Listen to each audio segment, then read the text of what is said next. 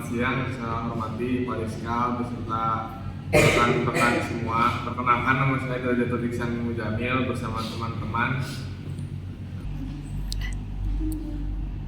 Perkenalkan, nama saya Aruna Mahaliku. Saya Albert Praditya. Saya Hawana Trisa. Di sini akan mempresentasikan tentang IoT, yaitu sistem dan arsitektur IoT kelompok 2. Baik, saya bersama teman-teman ingin menyampaikan hasil pemahaman kami di bab 2 mengenai sistem dan arsitektur IoT. Tanpa berlama-lama, mari kita mulai presentasinya. Yang pertama yaitu ada bagian dan tujuan. Di sini menjelaskan tentang fungsi-fungsi dari lapisan IoT tersendiri. Nah, yang pertama itu ada physical layer. Fungsi dari physical layer yaitu menangani transmisi data secara fisik. Contohnya ada Zigbee, LoRa, Bluetooth, dan Wi-Fi. Nah, yang kedua data link layer yaitu menyediakan komunikasi bebas error antar perangkat di jaringan lokal. Contohnya ada MAC address, protokol IAAA untuk sensor. Nah, yang ketiga yaitu ada network layer. Fungsinya yaitu menentukan jalur pengiriman data antar jaringan. Contohnya yaitu ada IPv4 atau IPv6 dalam IoT. Nah, terus yang keempat ada transport layer. Fungsinya yaitu menjamin keandalan data. Contohnya ada TCP dan UDP. Yang kelima ada session layer. Fungsi session layer yaitu mengelola sesi komunikasi antar perangkat. Contohnya digunakan dalam protokol seperti MQTT. Nah, yang keenam yaitu ada presentation layer. Fungsinya yaitu format data agar bisa dibaca oleh aplikasi. Contohnya ada JSON dan XML. Dan yang ketujuh application layer. Fungsinya lapisan terdekat dengan pengguna dan perangkat. Contohnya ada HTTP, COAP, dan MQTT. Terus juga ada fungsi dari 7 lapisan IoT yaitu digunakan untuk mengilustrasikan bagaimana komunikasi data terjadi dari ujung ke ujung. Manfaatnya ada bisa membantu dalam desain protokol, mendorong persaingan karena produk dari vendor yang berbeda dapat bekerja sama, terus mencegah perubahan teknologi atau kemampuan dalam satu lapisan dari mempengaruhi lapisan lain di atas dan di bawah. Terus juga menyediakan bahasa yang umum untuk menggambarkan fungsi jaringan dan kemampuan. Nah, setelah fungsi, sekarang lanjut ke pengertian. Di physical device and control, pengertiannya yaitu perangkat fisik seperti sensor dan aktuator. Mereka mengumpulkan data dan melakukan tindakan. Kalau connectivity yaitu menghubungkan perangkat ke jaringan. Edge computing yaitu pengolahan data langsung dekat sumber data, tujuannya agar cepat dan hemat bandwidth. Dan yang selanjutnya data accumulation, data dari banyak perangkat dikumpulkan di satu tempat. Dan data abstraction yaitu mengubah data mentah menjadi format yang mudah dipahami. Selanjutnya application yaitu aplikasi yang memanfaatkan data untuk memberikan manfaat ke pengguna. Dan yang terakhir yaitu collaboration dan proses, yaitu integrasi dengan proses bisnis atau sistem lainnya. Nah, ini fungsi keamanan dalam model IoT. Kalau physical device dan control itu kan ancamannya perangkat bisa dicuri, dirusak atau dimanipulasi. Jadi keamanannya yaitu fungsinya melindungi perangkat secara fisik agar aman dan tidak mudah dibajak. Kalau connectivity ancamannya yaitu data bisa disadap saat dikirim. Jadi fungsinya menggunakan enkripsi agar data tidak disadap saat dikirim. Nah, yang ketiga yaitu encoding. Ancamannya yaitu data bisa diubah sebelum dikirim ke cloud. Nah, keamanannya yaitu pastikan device juga memiliki sistem keamanan. Kalau yang data accumulation, ancamannya yaitu data disimpan bisa dicuri atau dihapus. Jadi fungsinya menggunakan enkripsi data di penyimpanan. Selanjutnya data abstraction, ancamannya yaitu data bisa disalahartikan atau dipalsukan.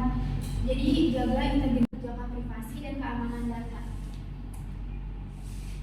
Nah, di sini ada arsitektur standarisasi SCM2M. Ada 3 yaitu application domain, yaitu bagian otak sistem. Di sini semua data dikumpulkan, dianalisis dan ditampilkan ke pengguna. Yang kedua ada network domain, yaitu jalur penghubung antara perangkat. Di sini data dikirim dari perangkat ke server lewat jaringan. Yang ketiga yaitu end-to-end device domain, yaitu perangkat fisik IoT terdiri dari sensor, aktuator, seperti mengontrol lampu,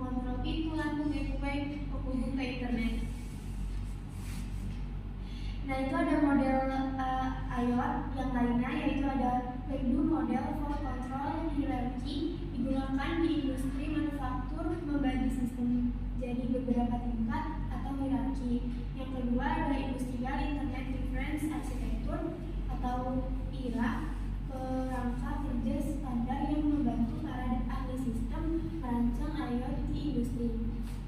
Yang ketiga yaitu ada IoTA, Internet of Things Architecture, untuk menjaga panduan standar dalam merancang sistem IoT agar semua komponen bisa bekerja sama dengan baik. Itu bisa.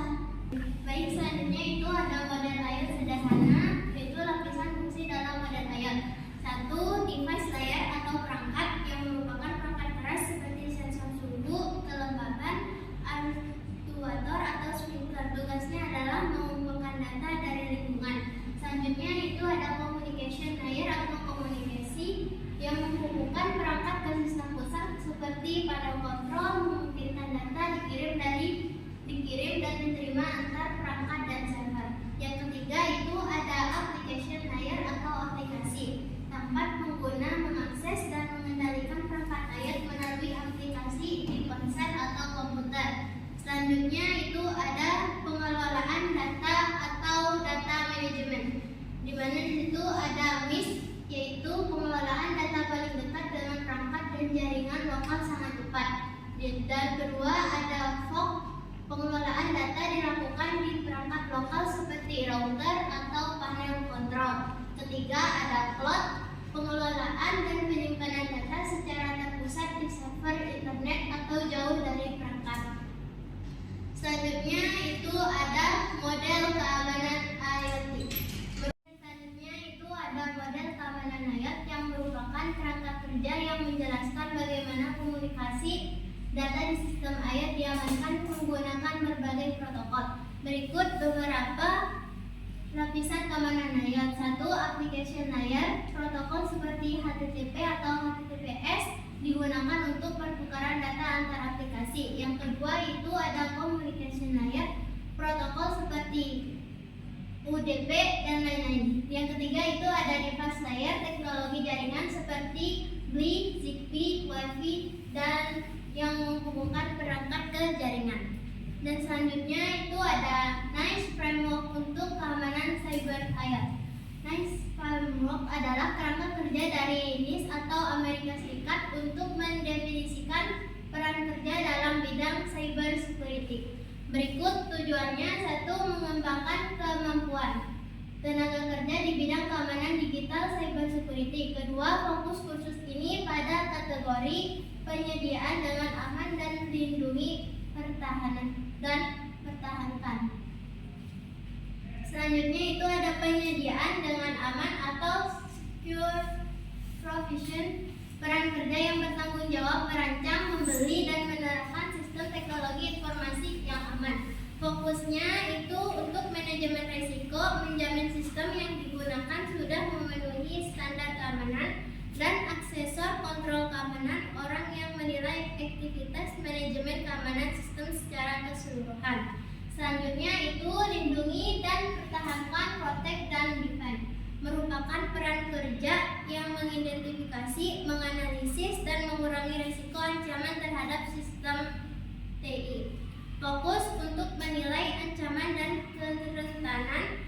Kedua, mengecek konfigurasi dan kebijakan yang menyimpang. Ketiga, memberikan solusi mitigasi risiko. Dan selanjutnya itu ada analisis model ancaman untuk sistem IoT, yang merupakan proses menganalisis risiko dan kelemahan dalam sistem IoT. Langkah-langkah analisis ancaman sebagai berikut. 1. Identify security objective atau menentukan tujuan keamanan sistem. Kedua, itu ada dokumen the IoT system architecture, yaitu dokumentasi struktur sistem. Ketiga, recompose the IoT system, mengurangi bagian sistem untuk memahami fungsi. Keempat, itu identify dan treat threats, mengidentifikasi dan mengukur tingkat bahaya dari ancaman. Kelima, itu ada recommend mitigation, memberikan saran pencegahan atau penanggulangan risiko. Oke, selanjutnya ada identifikasi tujuan keamanan. Langkah pertama dalam analisis model ancaman adalah menentukan apa saja tujuan keamanan dari sistem IoT. Tujuan ini tidak hanya soal menjaga data tetap aman, tapi juga memperhatikan berbagai aspek penting seperti identitas yang menjamin bahwa hanya pengguna sah yang bisa mengakses sistem. Lalu juga ada keuangan untuk mengidentifikasi risiko finansial dari kerusakan perangkat atau serangan pada sistem. Selanjutnya ada reputasi, mempertimbangkan dampak terhadap nama baik organisasi jika terjadi serangan. Lalu ada privasi dan regulasi untuk memastikan sistem mematuhi aturan hukum. Ada ketersediaan atau availability untuk menentukan seberapa penting sistem harus tetap online tanpa gangguan. Lalu juga ada keamanan fisik atau safety untuk mencegah bahaya fisik pada manusia atau kerusakan alat akibat sistem yang disusupi. Selanjutnya ada dokumentasikan arsitektur sistem IoT. Setelah mengetahui tujuan keamanannya, kita perlu memetakan bagaimana sistem IoT dibangun. Ada dokumen arsitektur ini meliputi pada komponen pada setiap lapisan, yaitu perangkat, komunikasi dan aplikasi, jalur aliran data antar komponen dan antar lapisan, dan juga yang terakhir itu teknologi, protokol dan standar yang digunakan. Dokumentasi ini penting untuk memahami bagaimana informasi bergerak dalam sistem dan bagaimana saja yang perlu perhatian khusus dalam hal keamanan. Dekomposisi sistem IoT ini juga langkah ini menelusuri lebih dalam ke setiap bagian sistem, terutama pada komponen atau fitur yang dapat mempengaruhi keamanan. Hal-hal penting yang dikaji adalah batas kepercayaan, mana bagian yang bisa dipercaya dan mana yang tidak. Alur data, bagaimana data bergerak antara perangkat dan aplikasi. Lalu ada titik masuk, di mana data bisa masuk atau dikeluarkan dari sistem, dan juga data sensitif, di mana data penting disimpan dan bagaimana dilindungi. Identifikasi dan penilaian ancaman. Setelah sistem dikaji, saatnya menentukan dan menilai potensi ancaman. Dua alat bantu yang digunakan dalam proses ini, satu ada TRIPE, metode untuk mengidentifikasi jenis-jenis ancaman, terdiri dari spoofing, penyamparan identitas, tampering, pengubahan data, repudiation, penyangkalan, information disclosure untuk kebocoran informasi, denial of service, penghentian layanan, dan juga elevation of privilege, peningkatan hak akses.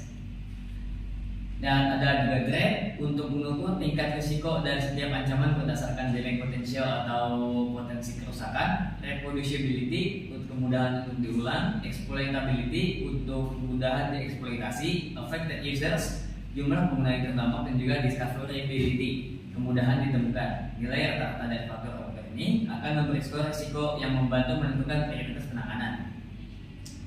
Rekomendasikan teknik dan teknologi mitigasi. Setelah ancaman diketahui dan dinilai, langkah terakhir adalah menentukan cara mengurangi atau menghilangkan ancaman tersebut. Ini dilakukan dengan memilih teknologi yang tepat, misalnya seperti enkripsi, ada firewall, autentikasi dua faktor, dan juga yang lain-lainnya. Memastikan teknik mitigasi sesuai dengan kebijakan organisasi, dan terakhir menimbang solusi dari sudut pandang keamanan dan kelayakan bisnis. Teknik mitigasi yang baik tidak hanya harus aman, juga harus realistis untuk diimplementasikan dalam konteks perusahaan dan atau sistem yang ada. Oke? Demikian yang bisa kami sampaikan terkait bab 2 sistem dan arsitektur IoT. Semoga materi ini bermanfaat dan mudah dipahami. Terima kasih atas perhatian dan kesempatannya. Wassalamualaikum warahmatullahi wabarakatuh.